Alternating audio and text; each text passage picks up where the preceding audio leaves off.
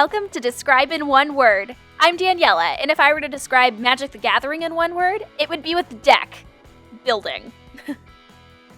Full disclosure, this was my very first time making cake pops, and mistakes were made, so hopefully you can learn from my mistakes. I started with a boxed chocolate cake mix and crumbled the cooled cake, making sure it was all in little bits. I then added a whole container of caramel frosting, and if you've made cake pops before, you'll probably know this was mistake number 1. My mix ended up being super sticky, because even though I was using Bakerella's Cake Pop book, the instructions are horribly written. As you can see, the ingredients say 1 container of frosting, but then in the instructions, it actually says to only use 3/4 of the container.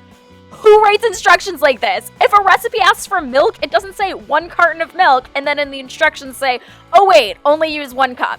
It's ridiculous. Oh my gosh. Okay, rant over. So to fix this sticky mess, I just put saran wrap over everything and put it in the fridge to let it harden. Starting with the island symbol, roll a small amount into a ball.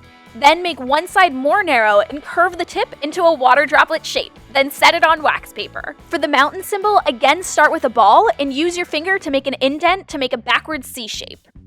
Then roll out a snake, curve it, and attach it to the first shape. Then add little bits for texture. Now unfortunately I forgot to press record while I made the other symbols, but I did record the outcome, so you can pause right here to get a closer look. The cooled dough functions just like clay, so you can easily shape the swamp and forest symbols. For the plain symbol, just start out with some balls and set them all into the freezer to harden. While they're cooling, melt down some candy melts. You can either use colored ones or do as I did and just add food dye to the white. Then to dip all of the cake pops, put a lollipop stick into the candy melts and then insert it into the cake pop. Then the next step is mistake number 2. When trying to roll it into the candy melts, it was way too thick.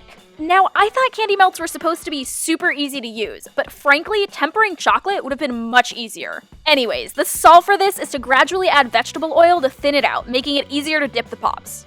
See, this is so much easier. Shake off the excess and stick it into a foam block to set. To get the sun shapes for the planes, I dabbed some melts onto the pop and stuck on some chocolate chips. Set them back into the fridge to harden again, and be sure to get your cat out of the way too. You all love my cat Rufio, but he really does get into absolutely everything.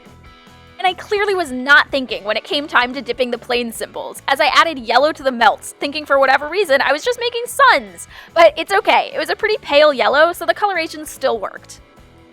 For the forest, just be very delicate and make sure that they're hardened, as it'll be easier to insert the sticks. You can also reshape them before you dip them. Now on to mistake number 3. When I tried to dip the mountain symbols, it turned into a complete disaster.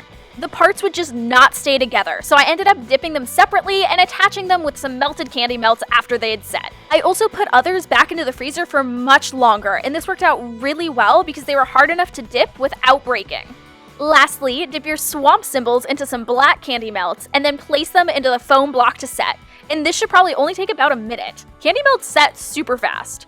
I had actually made these cake pops specifically for my boyfriend's magic draft, and even though some of them ended up cracking and they didn't come out perfect, everyone loved the gesture and knew what they were. And since they had just watched me make the cake pops for the last 2 hours, they just really wanted to eat them already. Not to mention, they tasted amazing. I highly recommend using chocolate cake and caramel frosting. But remember, only use 3/4 of the container of frosting. Let me know in the comments what other cake pops or nerdy crafts you'd like me to make. And if you enjoyed this one, please give it a like and subscribe to the channel for more tutorials. And if you're not ready to go just yet, click on the videos to watch my previous DIYs.